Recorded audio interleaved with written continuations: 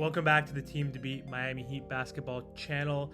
There are reports stating that the Miami Heat might be linked or interested in obtaining the Portland Trailblazers guard Josh Hart. The Trailblazers guard Josh Hart is a very, very hot name as the February 9th NBA deadline approaches, per ESPN's Zach Lowe on his latest edition of his podcast called The Lowe Post.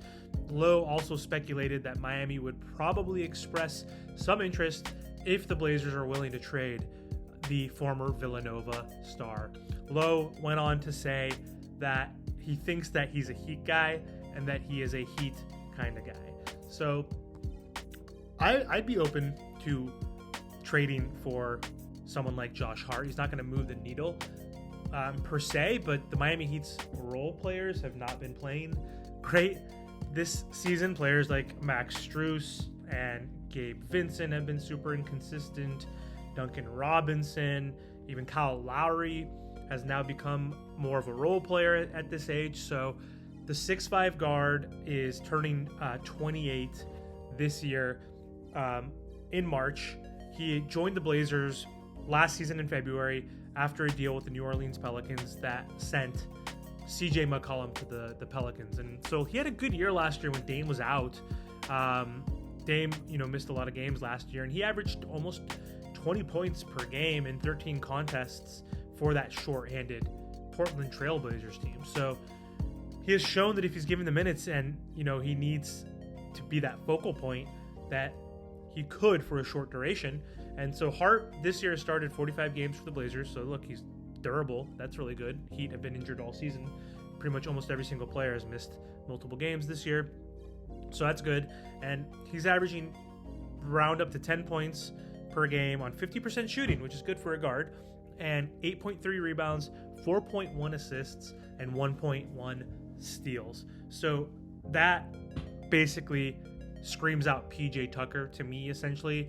Obviously is not as girthy as PJ Tucker, and I don't think he could play center like PJ did, but he could be one of our backup threes, or he could be, who knows, maybe our backup four, or even starting four. Honestly, I mean, Caleb Martin is 6'6", I believe, 6'7" at most, and he's been plugged into that spot, and he's been doing admirable, but he hasn't been that effective. He's a backup wing. He should be backing up Jimmy Butler like he did last year. And so I think Hart is clearly an asset for the Blazers, given his versatility, and I think the Heat could use that versatility to improve our starting lineup, essentially, or want to bring him off the bench to improve the margins of our bench players, because apparently the Heat are not going to get rid of anybody in their core, including Kyle Lowry, which is disappointing. But the Heat want to keep Hero, Lowry, obviously Bam and Jimmy intact. So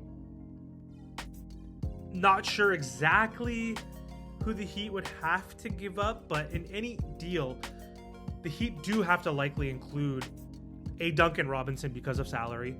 Duncan will be making $16.9 million, which is, I think, $5 million more than what Hart will be making next year. $4 million. Caleb Martin is making $6.5 million. Victor Oladipo, $8.8. I don't want to trade Victor Oladipo.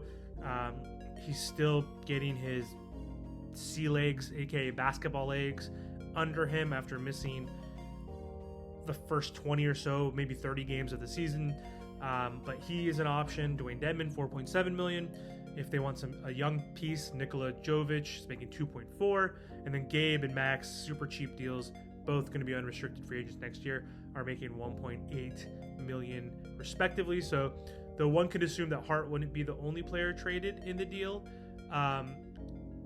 but if we're gonna trade for Hart, I assume that we're gonna include any of these combinations of players. Lowe and Marks on their podcast went over the peculiar nuances of Hart's contract shortly in the podcast. And so Hart is going to be making $12.96 million this year and carries that same number as a player option next year. So though if exercised, his player option for next season is not guaranteed and could become fully guaranteed if he's not waived by June 25th 2023. So the Heat would have an option to potentially waive him, but I would re-sign him so he's not just a rental this year.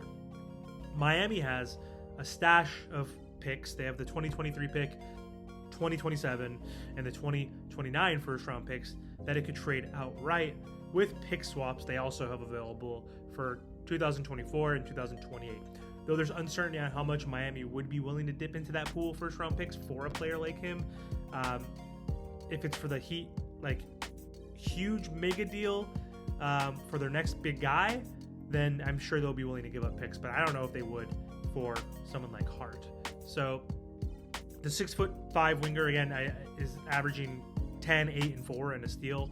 I think that's pretty good numbers for him, and his true shooting percentage is like higher. It's actually almost 59%. So he would be another undersized wing that would be at the Heat's disposal. We play basically positionless basketball, so I think he would fit in really well as like that high energy guy. We need help with rebounding. We're one of the worst rebounding teams in the NBA.